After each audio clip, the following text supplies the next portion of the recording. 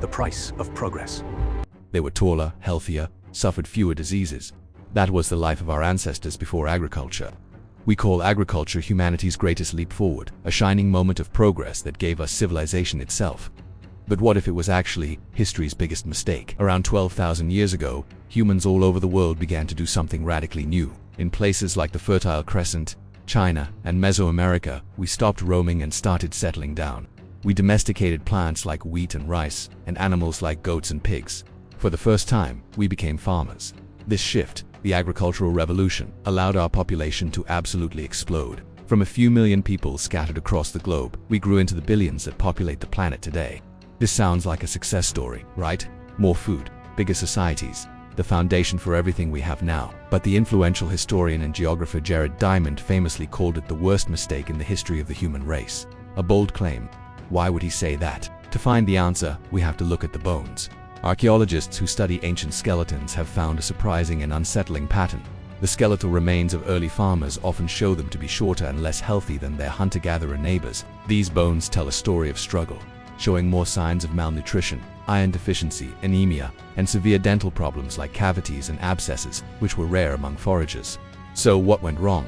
A huge part of the answer lies in the diet hunter-gatherers enjoyed: a rich and varied menu. They ate dozens of different plants, fruits, nuts, roots, and a wide range of animals. It was a nutritionally balanced diet. Early farmers, on the other hand, became incredibly reliant on just a handful of starchy, high-calorie crops. Think wheat, rice, or corn. While these crops could feed a lot of people, they created a monoculture diet, leading to widespread nutritional deficiencies that left their mark on the very skeletons of our ancestors. And it wasn't just what they ate, it was how hard they worked to get it. We have this romantic image of farming, but the reality was backbreaking. Anthropological studies suggest that early farmers often had to work more hours than their foraging counterparts, clearing fields, plowing soil, planting seeds, weeding, and then the exhausting process of harvesting and grinding grain. It was endless, repetitive labor. Skeletal remains from this period frequently show evidence of increased joint stress, arthritis, and injuries directly related to the repetitive motions of agricultural work. Even worse, agriculture sowed the seeds of social inequality. For the first time in human history, it became possible to produce and store a surplus of food. This surplus didn't benefit everyone equally. It allowed a small elite to emerge, a class of people who controlled the grain stores, the land, and the labor of others, while hunter-gatherer societies were generally more egalitarian. With resources shared among the group, agriculture created a rigid social pyramid. At the top, a few rulers and priests.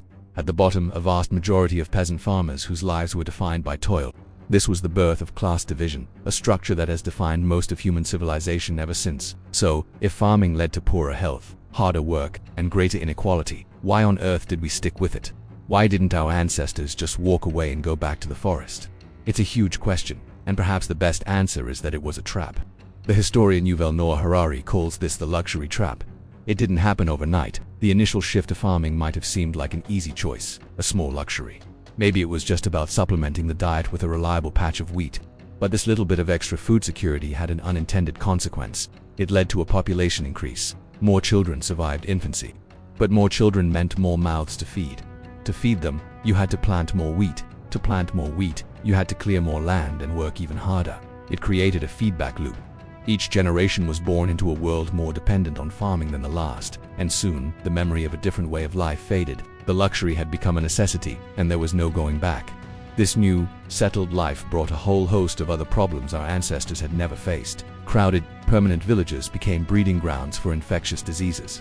Relying on just one or two crops was a dangerous gamble. A single drought or pest infestation could lead to devastating famine, and for the first time, land became something to be owned, controlled, and fought over. The surplus that farming created wasn't just a source of power, but a reason for conflict, leading to the rise of organized warfare on a scale never seen before. So, was agriculture a mistake? To call it the biggest mistake might be an exaggeration. Without it, there would be no cities, no writing, no science, no internet, no video you're watching right now. But it's crucial to understand that it wasn't the simple, glorious story of progress we're often told. The agricultural revolution was a Faustian bargain. It gave us the power to build empires and shape the planet, but it came at a tremendous cost to individual health, freedom, and equality. It was a trade-off, and it's a trade-off whose consequences we are still living with today. What do you think? Was the shift to farming a necessary step or a tragic wrong turn? Let me know in the comments. Thanks for watching, and if you enjoyed this journey into our past, make sure to subscribe and hit the bell so you don't miss our next exploration.